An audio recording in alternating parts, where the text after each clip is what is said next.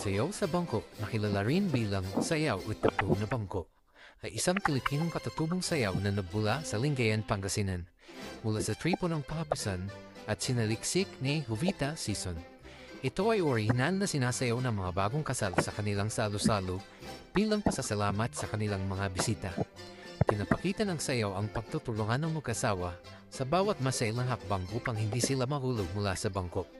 Tunghayan natin ang handog na sayaw mula sa Four Stake Urdaneta.